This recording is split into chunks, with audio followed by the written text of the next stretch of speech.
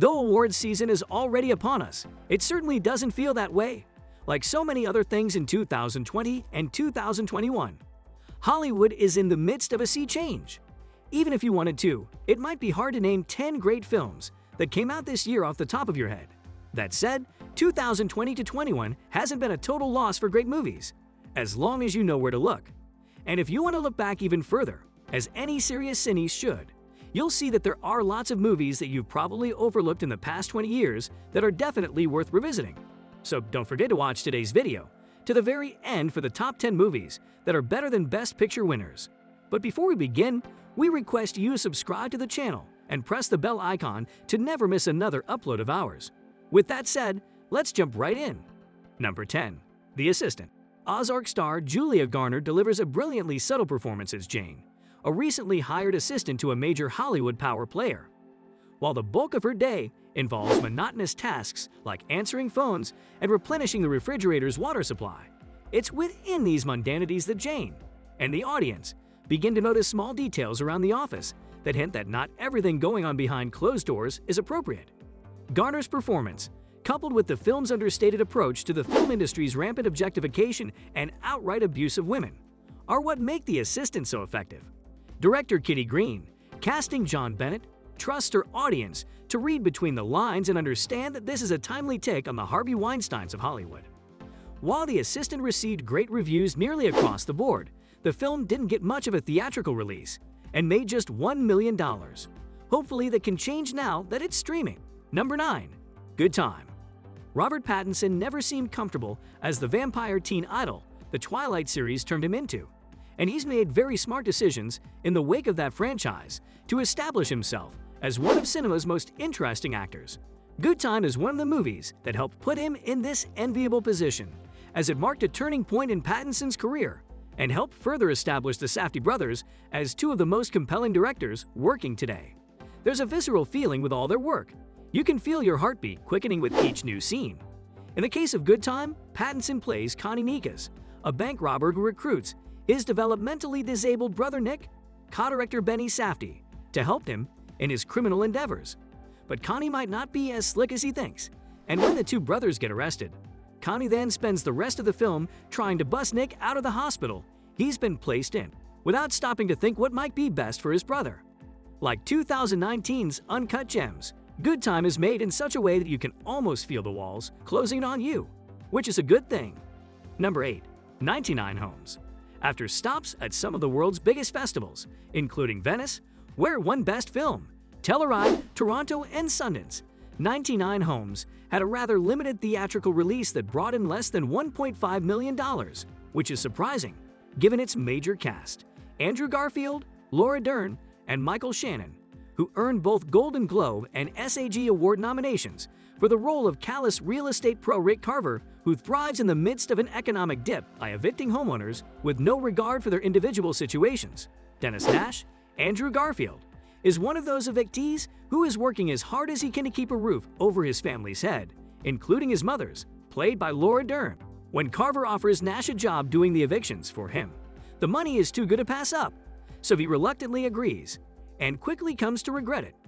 The film's powerhouse cast is as great as you'd expect them to be, with Shannon specifically playing the role of unhinged megalomaniac to utter perfection. Number 7. The One I Love. One has to imagine that confusing marketing was one of the reasons Charlie McDowell's The One I Love didn't take off at the box office. Though it was marketed as a romantic comedy, the film falls more heavily into sci-fi territory. Mark Duplass and Elizabeth Moss star as a couple having trouble in their relationship and seeing a therapist to help head off their problems. When the good doctor, Ted Danson, offers them a lovely, secluded place to stay, weird things start happening. Tonally, the film takes a lot of detours, and what sort of starts out as a rom-com eventually morphs into full-on weird territory. But it's a journey worth taking, especially if you like unpredictability in your cinema. Number 6. Lock. Tell someone you want to spend 85 minutes watching a movie about a man driving in his car and talking on his cell phone the entire time, and you'll likely get a series of giant eye rolls.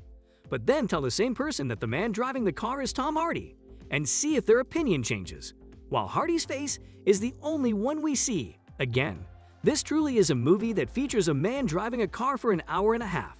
He's surrounded by a bevy of voice talent, including Ruth Wilson as his wife, Tom Holland as his son, Olivia Colman as his ex-mistress, who is pregnant, and Andrew Scott, also known as the Hot Priest, as a co-worker desperate to get Hardy's Ivan locked to attend to his professional business, not his private matters. Number 5. Enemy. There's no point in sugarcoating the fact that Enemy is, well, strange, but tonal shifts and last-minute twists are something audiences have come to expect from Denis Villeneuve, Prisoner's Arrival. In the case of Enemy, the less you know about the movie going in, the more likely you are to enjoy it.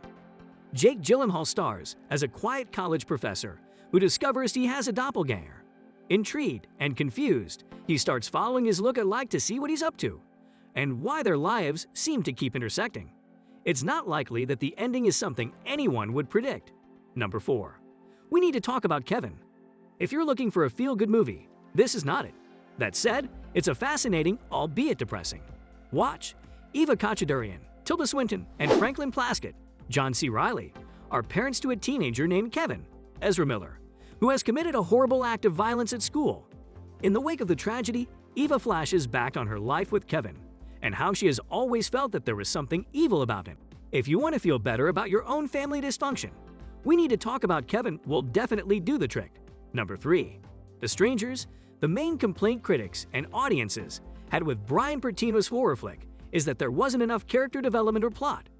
But when a group of mask-faced killers are poking around your house trying to kill you, see if any of that really matters.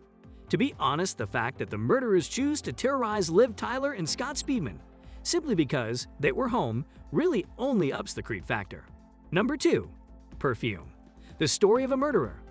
Whether you know it or not, Ben Whishaw is one of the greatest actors of his generation. Yes, this is a fact.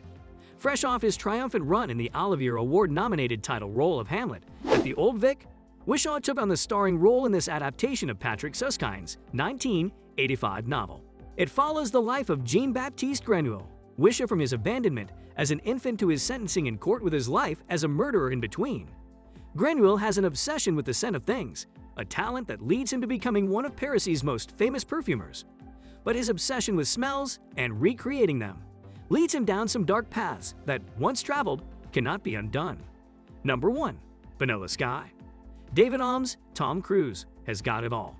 Looks, wealth, great friends. Just when he thinks his life can't get any better, his best friend, Jason Lee, introduces him to a woman named Sophia, Penelope Cruz, and the two of them fall in love. While David is ecstatic, his fuck buddy, Cameron Diaz, isn't so thrilled. So she takes David on a car ride that she hopes will end both their lives. Instead, it leaves David with a severely damaged face that can't be repaired by plastic surgery. So he opts to wear a creepy mask around instead. And that's when things get really bizarre. Though it made over $100 million at the box office, Vanilla Sky got killed by critics, many of whom wondered why Cameron Crowe would exhaust so much time and energy remaking what was already a great film. Alejandro Amenabar's 1997 Spanish film, Open Your Eyes. Others seem to think that the movie was simply an exercise in vapidity, which was sort of the point, but we'll leave that to one side for now. With that, we come to the end of today's video. If you enjoyed, don't forget to like, share, and subscribe to the channel. Lastly, join in a next time for more of such interesting content.